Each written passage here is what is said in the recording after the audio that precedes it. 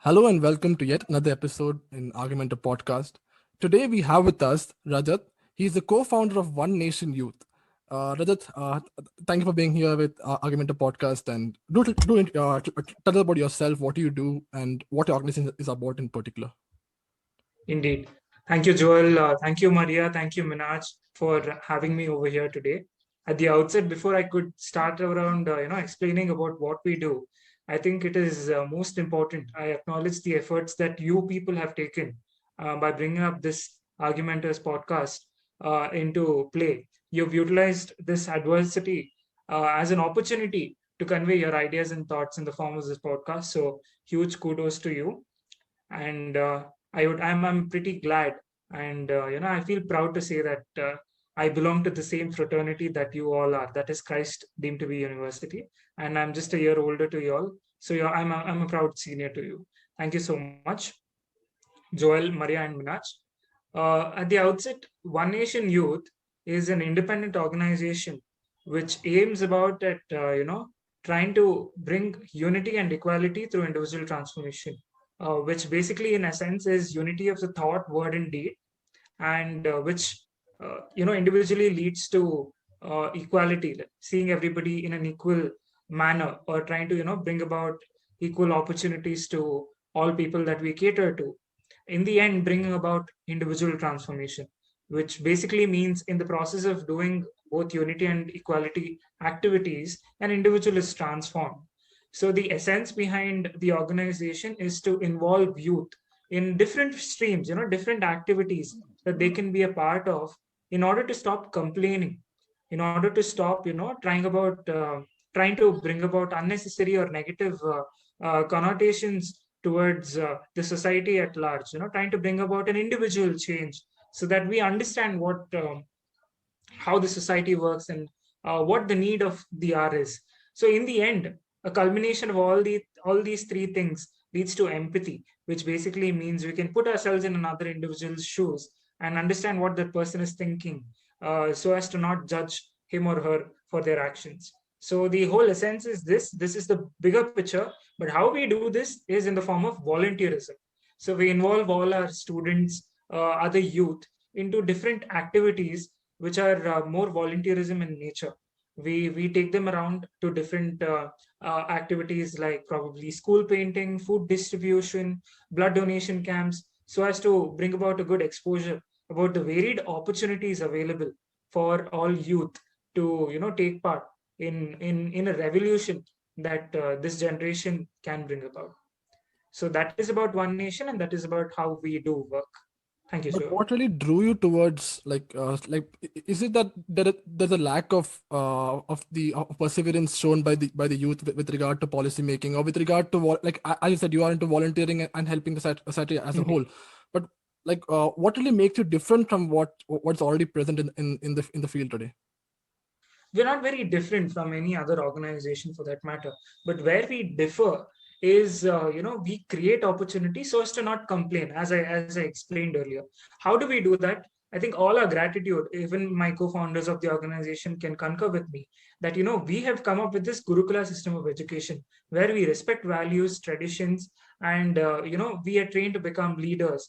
And as a leader, the most important aspect of being a leader is where you empower more people to become leaders.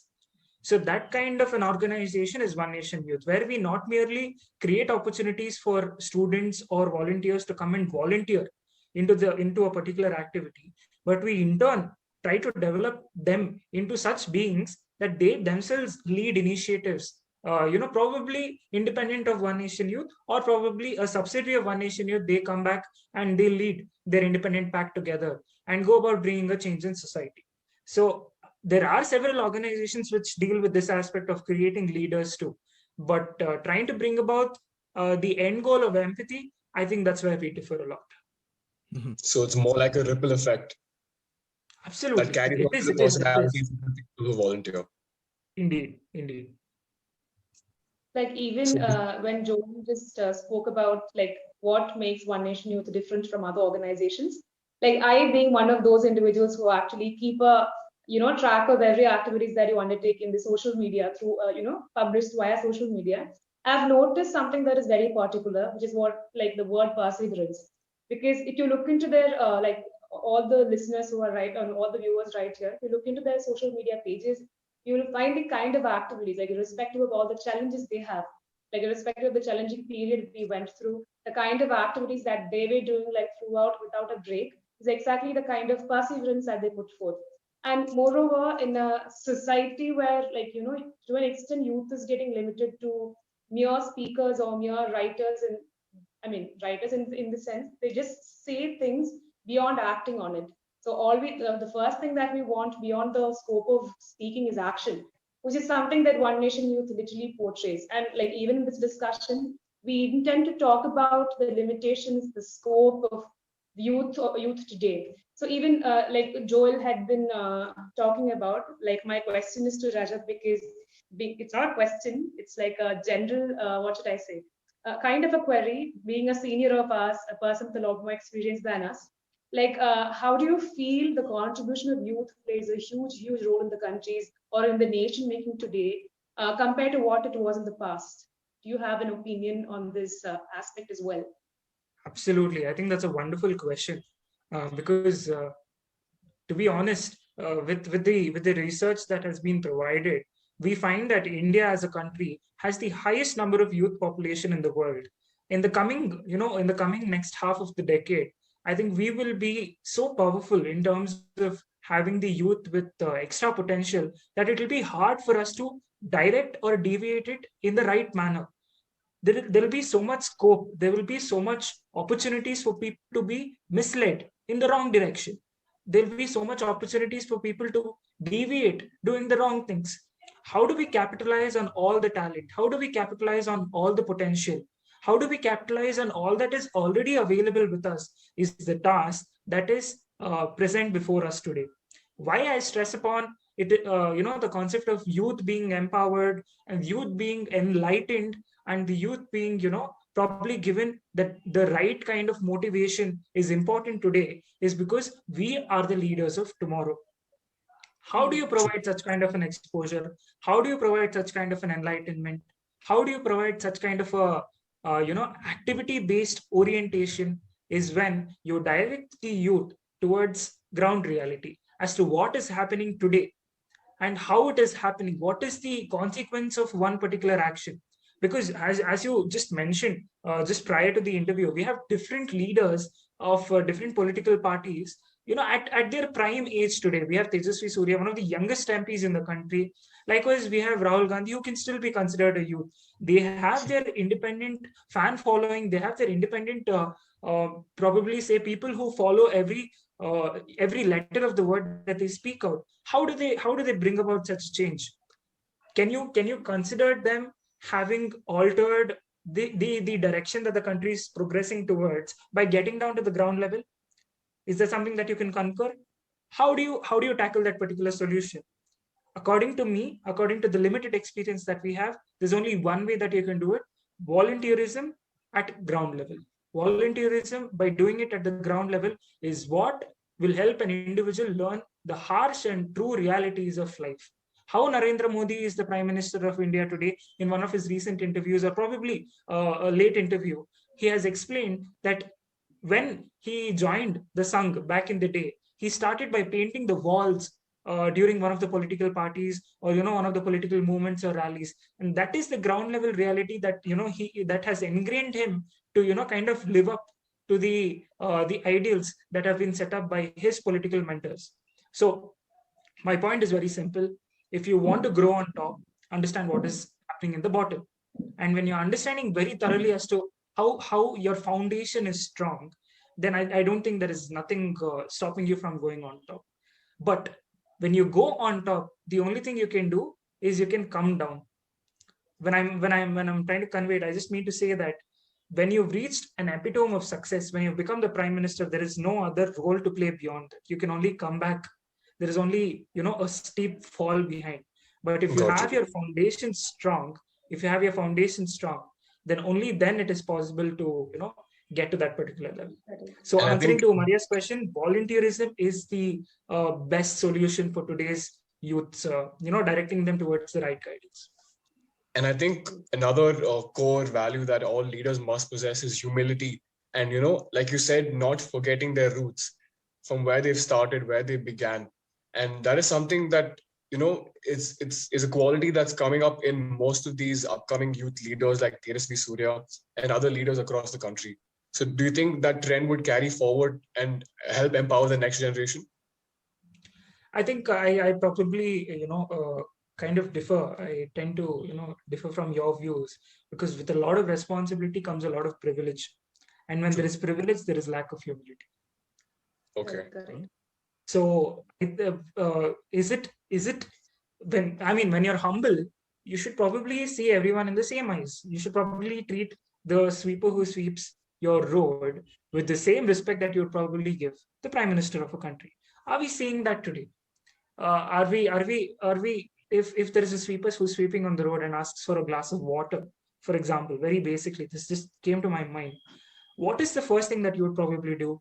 You'll go back home, give them steel tumbler or a plastic tumbler, depending upon the kind of person you're going to provide it to. Same case, if there is a prime minister at your house, how would you treat them? You'd probably give them in a tumbler which is better than the steel tumbler, glass tumbler, ceramic tumbler, whatever it is. That is where your differentiation initially begins. How does that come? Because we are privileged. Okay. As a consequence of being privileged, we are low on humility. It is not a mistake. It is because our ground reality, our foundations are not strong. We are taught, Absolutely. we are ingrained in such a manner. It is ingrained in our minds in such a manner that difference is taught from school level itself. Do we treat the same ayah aunties who helped us in school with the same respect as we treat the teachers? No, we don't. In turn, they do more menial work, they do more important work than the teachers do. Teachers teach us literate knowledge. The ayah aunties and others help us stay clean, especially during these COVID times. They play such a significant role, I must tell you. We owe our indebted gratitude to them. Actually, I'd like to bring to a point. Actually, since you spoke about several aspects of privilege and class divide as well, and also, but then if you look into our leaders today as well, there are very a handful of leaders actually picked out to become a part of the legislative the policy making with regard to law with regard to law, the entire field of the legal sorry.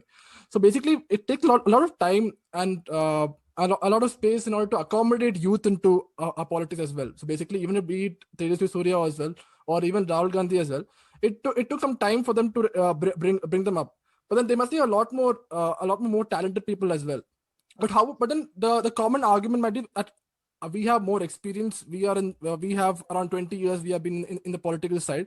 You are maybe a student leader or so. How would you know the ground reality compared to us, who has been maybe an MLA or an MP of a constituency? So how would you battle it out between experience and also fresh talent? Because even today in several states, many of the parties are trying to give us a makeshift as to bringing in more youth leaders into the constituency as such. But how would you battle it out with experience as well?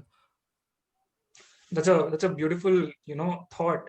Experience is indeed very important. I just read today morning that there was I'll just share a small story, that there was a very big 40,000 kg ship that was sailing in the ocean, and it had a small issue with its engine, and it was brought to the deck, and it was brought to the shore, and the engine was trying to be removed, and a lot of mechanical engineers from across the world came down trying to fix it, and all these things never worked out. It didn't work out. Then one of these cleaners on the road, he was just seeing all this thing, and he came to the owner of the ship running and said, "Sir, I know one person who has 40-year-old experience, but he doesn't deal with such big boats. He deals with a small boats and other equipments. So how about we try with that?" So he said, "Yeah, sure, get him." He was a mechanic with a 40-year-old experience. So he came, he saw the rotator, and he touched a few equipments here and there, and he just diagnosed the issue there. He took out a hammer from his small bag. There were hardly like about 6-7 equipments in his bag. He took out a hammer. He just touched in a few places. He tapped it 2-3 times here and there, and the engine started working. And then the owner of the ship said, how much are you going to charge for this? So he said $10,000. He said, you hardly did anything. How can you charge $10,000?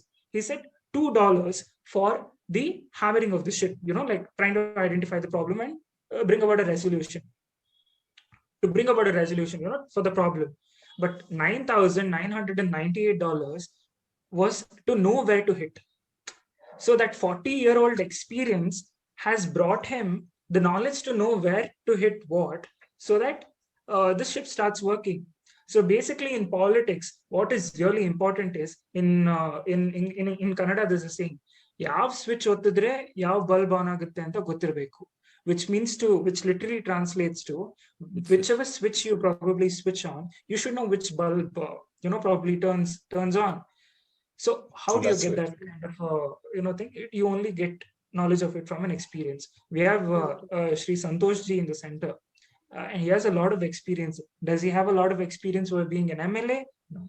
Does he have a lot of experience by being an MP? No. But he still takes the decision at the top.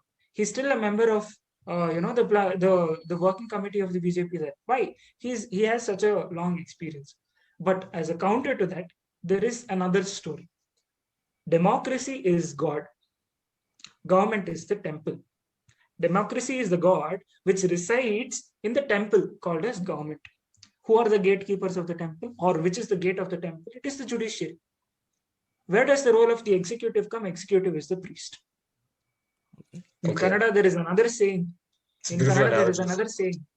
Devru vara kotru pujari vara kodalla, which means to say, even if God bestows his blessings, the priest does not permit it.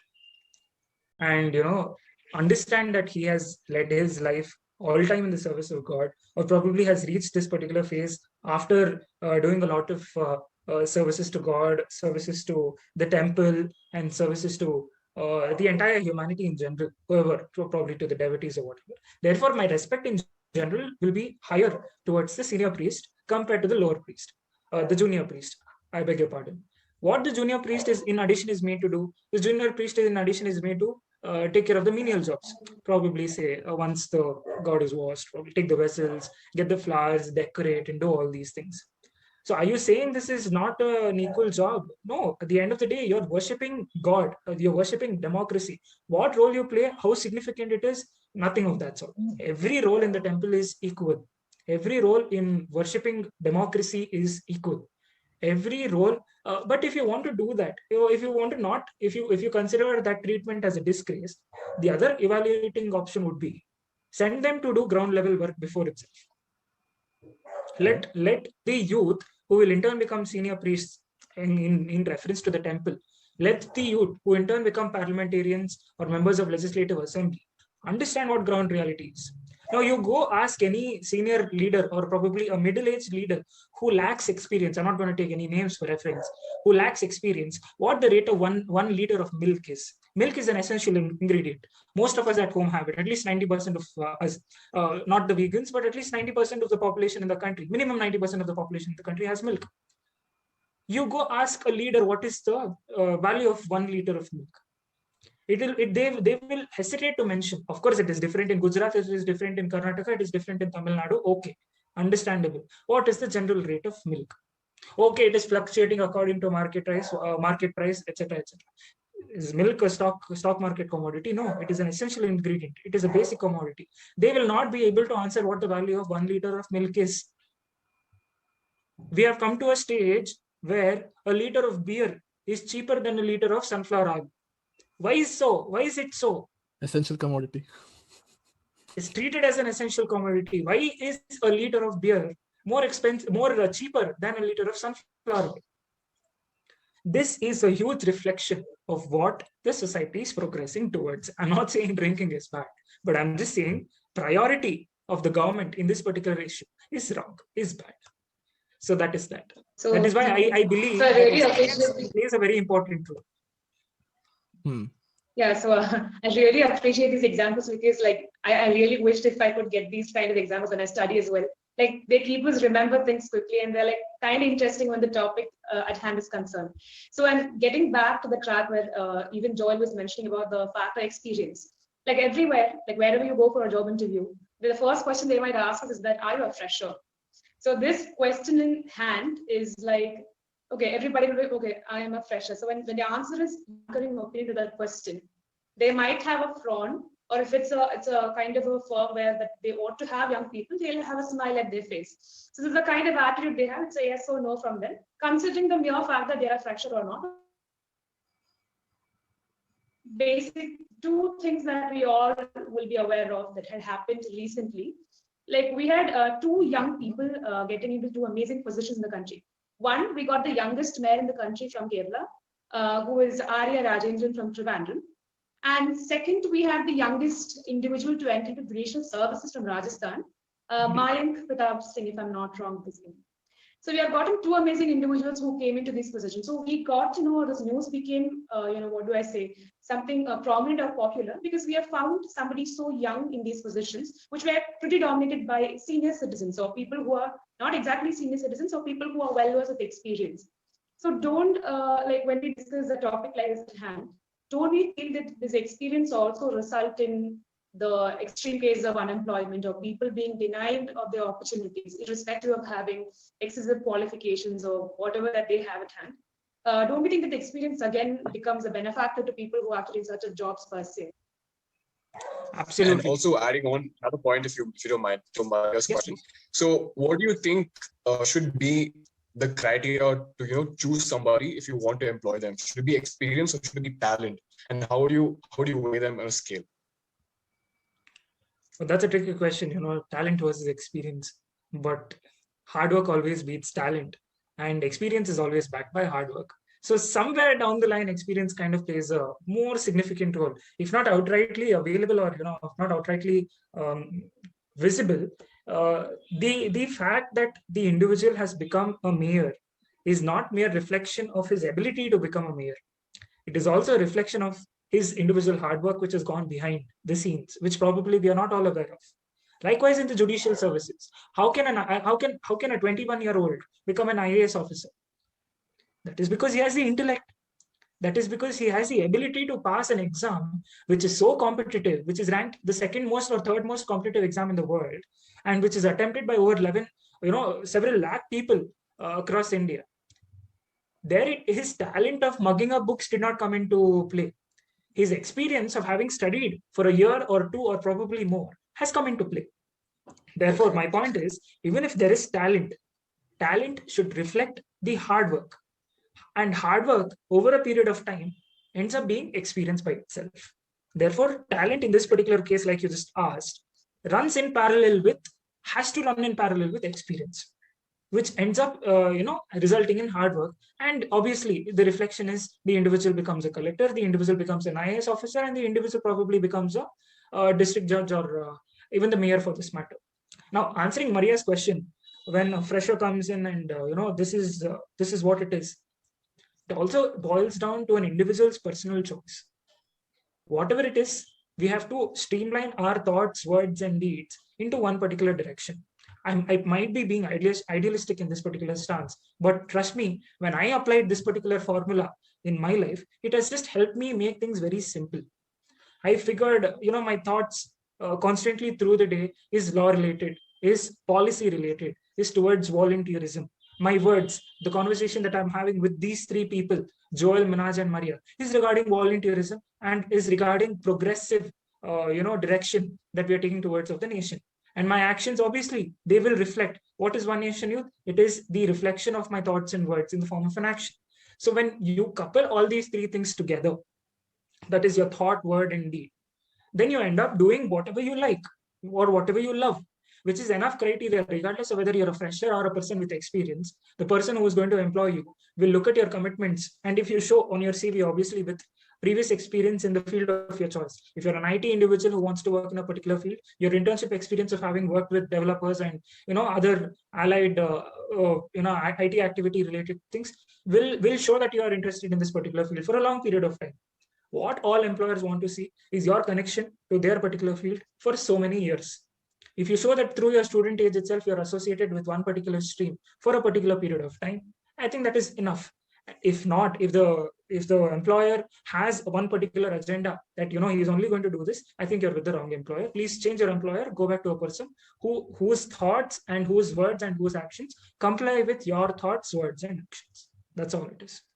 But isn't mentorship required for that particular purpose in order to choose as to, like, basically, as if you want to go towards a particular stream, you want to really focus onto it. So like even if we have some of the examples as a 21-year-old mayor, or even one who's slated towards the academy, that's a, like, you might say it's a very rarest of the rarest examples people might cite, because it's a reality that we are producing a lot of graduates, but then the work experience and also the employee worthiness of this candidate is pretty low as well. But then isn't that due to the lack of mentorship? So that comes in the experience of the one who's actually going to bring you forward into be it a lawyer or even be it a politician as well. Isn't that also a key factor before we plunge into groundwork as well? I would say it is only 50% essential. What you consider a mentor is based on your wish and will. Nobody is going to determine who a mentor is, and there's no true definition for being a mentor. There have been numerous occasions where individuals who don't have mentors have also ended up being successful.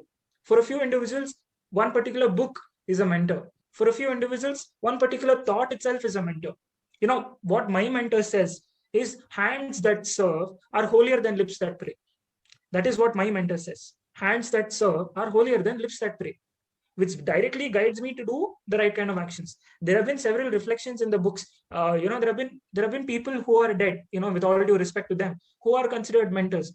I kind of, bank upon Swami Vivekananda's ideals.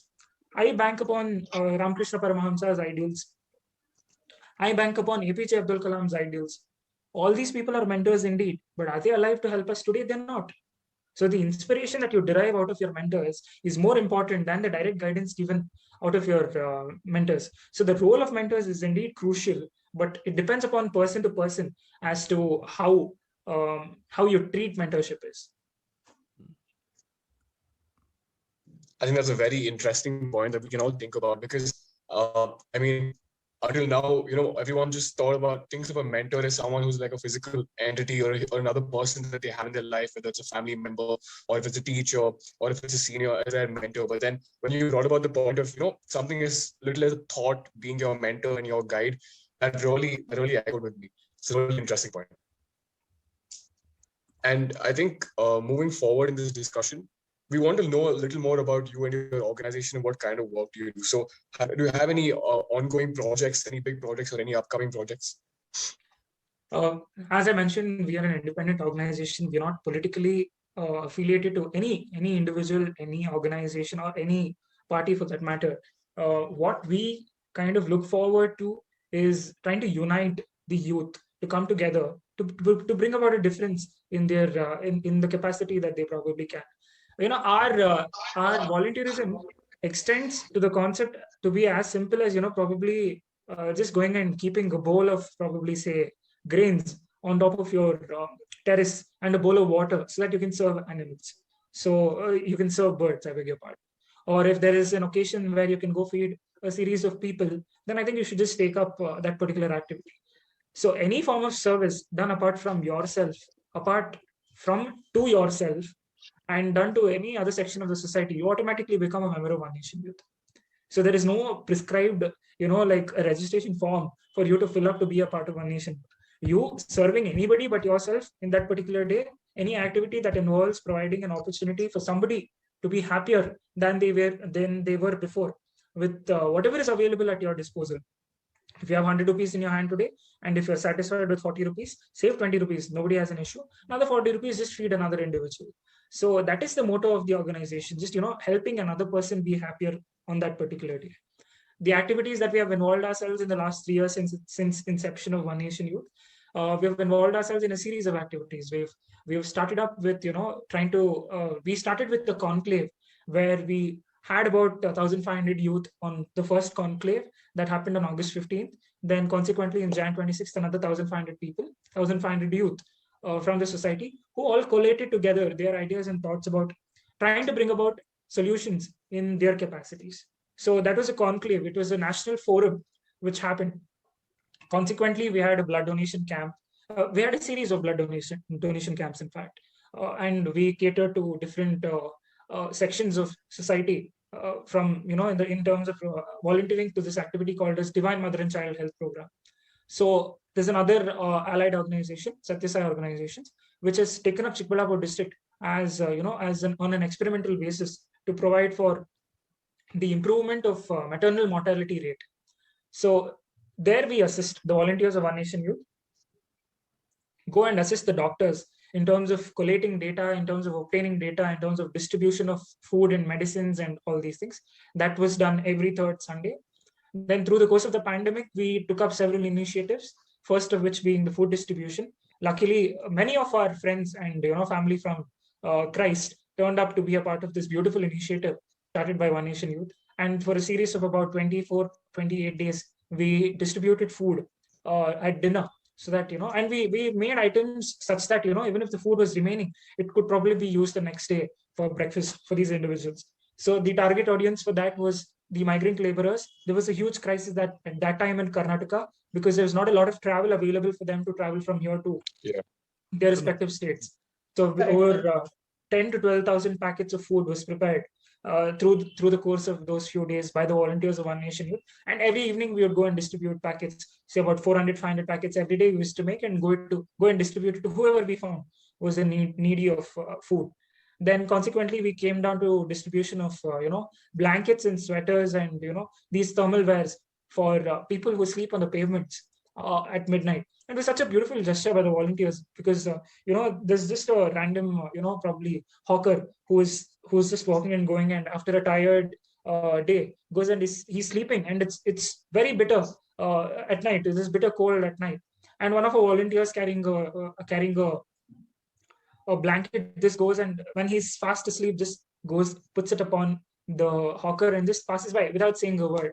And that kind of a gesture was acknowledged by a lot of individuals who joined in together. So in the months of October, November, and December, we distributed these blankets. I think about 2,000 odd blankets were distributed through the course of these 3 months, by obviously collaborating with other organizations as well. Recently, we went and we associated with another organization in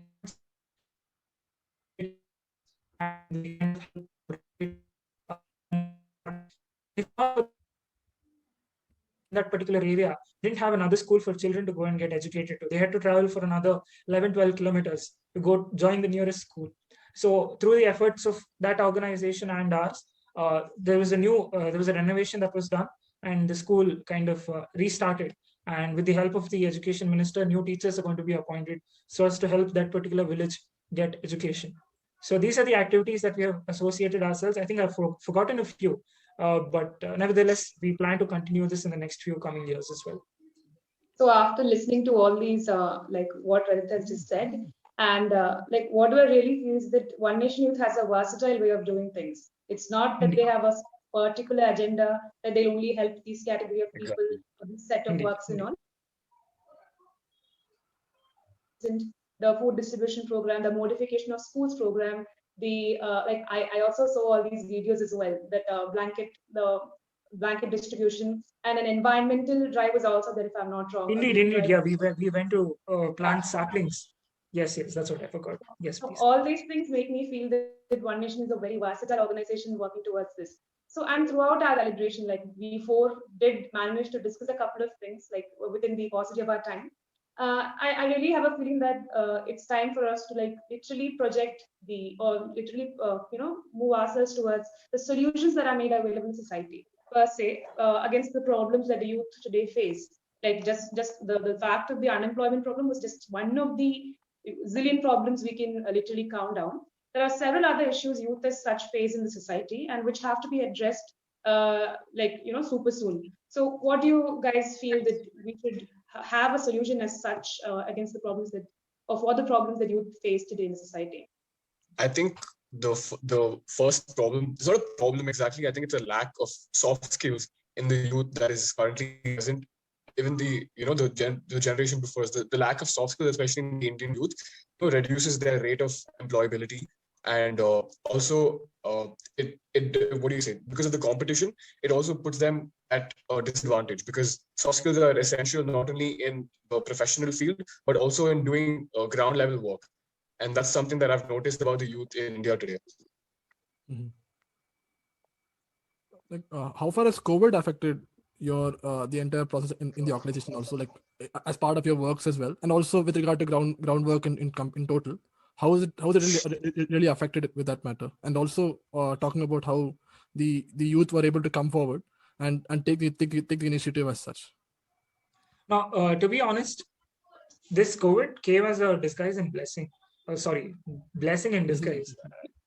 This COVID came as a blessing in disguise for us, because the fact that we had holidays in between for all students in general, we utilized that opportunity to get back to work. In fact, through the course of the last few years, there was a little bit of a break that we were looking forward as an organization to kind of get into the field and do work.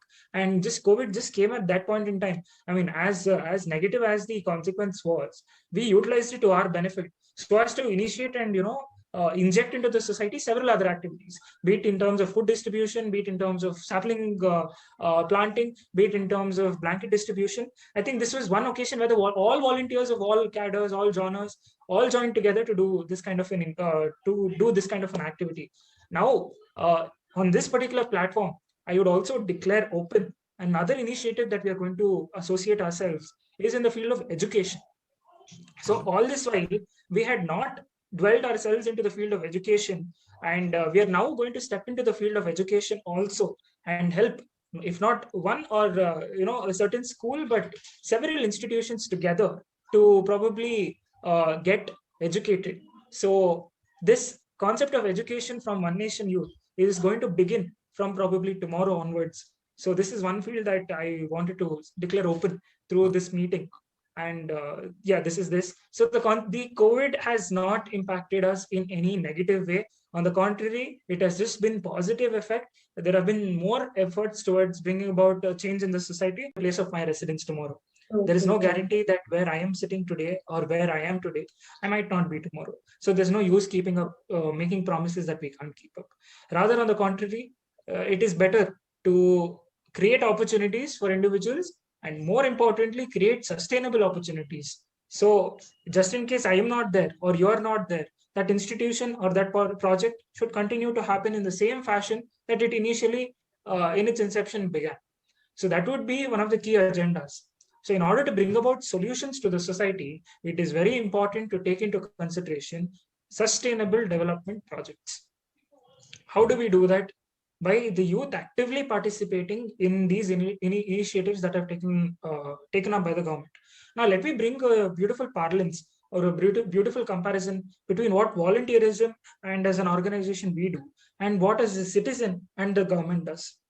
When we initiate an individual project, we expect the volunteer who comes and is a part of the project to wholeheartedly involve themselves in the project, so as to bring the best outcome in that particular initiative.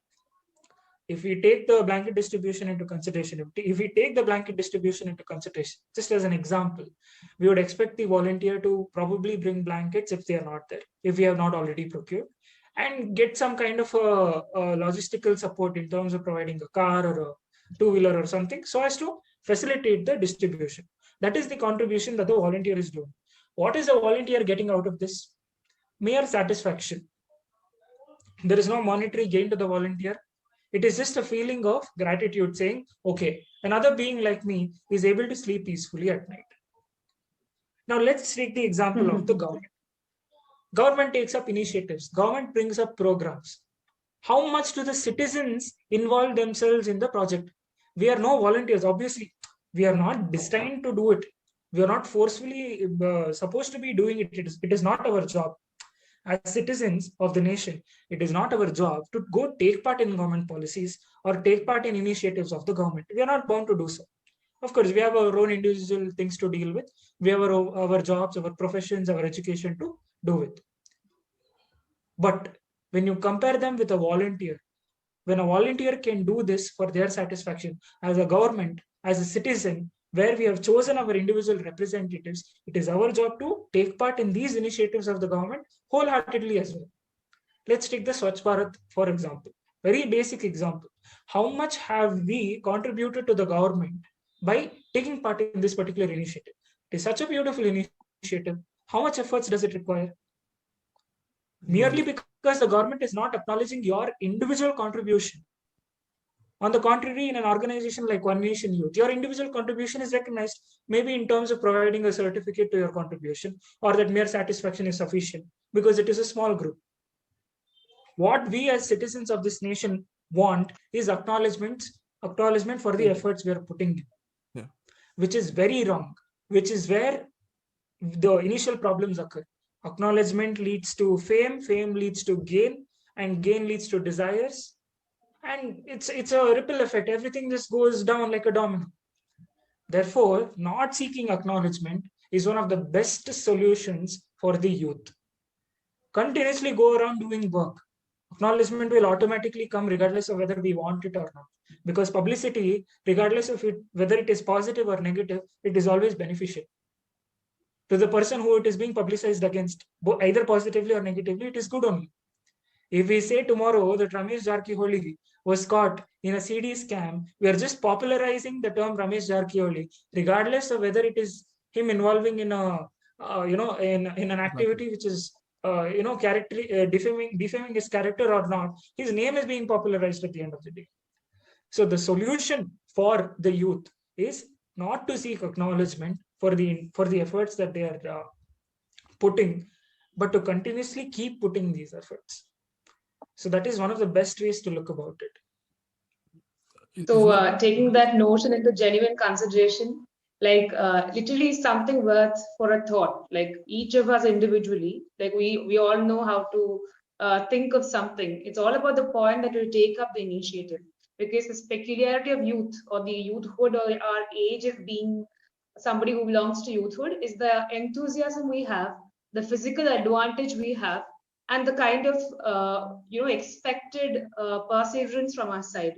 So if we are able to club these three things together and take up the torch, to take up the initiative, I think that can resolve a huge chunk of problems that we have in the society, which almost brings us towards the end of the whole discussion of it, because all we tried from our end, at least, the least effort from our end was to bring about what are the problems that youth face as a whole, or what are the things that surround youth in the country, what do we actually need to boost up the youth of the society, and finally to recommend our possible solutions from our end to resolve the problems that youth face as a whole. And above all, the amazing contributions that One Nation Youth as it is brings forth to society, which is something should be that has to be acknowledged and recognized and also appreciated. So I really have a feeling that we did do justice to the topic at hand in consideration. And what do you think, Joel, about the same? Do you also think that we have reached the end that we really intend to bring forth? Yeah, I think I must thank you for coming forward and actually talking about what you guys do, regardless of any kind of publicity or acknowledgement as such. We would obviously want to support you all and also carry on this initiative. And I think I think also if people would like to join in, how would the process be like with regard to joining into One Nation Youth? You can just send a message on our Instagram page and we will respond back to you at the earliest. I think that is more than sufficient. We don't have like a formal procedure we follow, but anybody who is interested to do service and is expecting only satisfaction in return, without any monetary returns or like recognition per se, but who just wants to contribute back to the society, I think One Nation is a beautiful platform where you can come here and explore your opportunities. I think that brings us towards the end of this podcast and this discussion. Yeah. Rajat, thank you for your ideas. I mean, there were so many things that I took back today after this discussion about mentorship, about not seeking acknowledgement, because I think the current trend of volunteerism, which is my observation, is that people volunteer only to post it on social media and get that recognition from their peers that, okay, I'm doing this. But as you said, the only idea and the only goal behind volunteerism is the satisfaction you get from being of service to someone who is in need of it. And keeping that one thought in mind towards the end of the discussion, we thank you for sparing your time and taking your time out of your busy schedule to accommodate for us. And please, if there's any other message you would like to give us to give out to the viewers of Argumento, you can. Any last few words? I think I should convey my gratitude to this particular forum for allowing me to share my ideas and thoughts, which will obviously be shared via probably a video to all our viewers and listeners. And most importantly, I think what you people are doing is, tremendous efforts towards bringing about a change in society. And what you people are doing is your individual contribution. So I think your organization, our organization, organizations like these in general, our motto should be the change you want to see, which basically means that the change should start from us, regardless of whether one of us probably started the ripple effect or one of us start this initiative, not bothering about, who is going to see, how much of a difference am I as an individual going to make in this particular society. If it's a band of us or if it's a group of us, yes, maybe we can, but no, let's not have that notion. Your organization, our organization, or organizations like ours in general, and individuals who do not associate themselves to organizations also can take up initiatives and be the change that they want to see. So with these few words, I think I would like to convey my gratitude on behalf of the entire One Nation Youth team, which span across Karnataka. In fact, our humble regards for taking up this discussion, taking up this initiative. So my thanks to all of you, and namaskar. Thank you That's so much. amazing. Thanks to you too. Yes. Joel, the concluding remarks maybe from your side. So I think with today's discussion, we were able to point on several aspects of acknowledgement, and also as Minaj stated about even mentorship as well, and also how we should really work forward to build up a society and making the youth aware about not wasting the opportunities available at hand. And with that in mind, I'd like to thank you once again, and also would like to tell to our viewers, you can now listen to this episode on Instagram, and you can tune into our platforms such as YouTube, Instagram, Spotify, and other platforms as well. So do stay tuned to our upcoming episodes, and also we'd like to thank you once again for coming here. And so do stay tuned, and thank you for listening.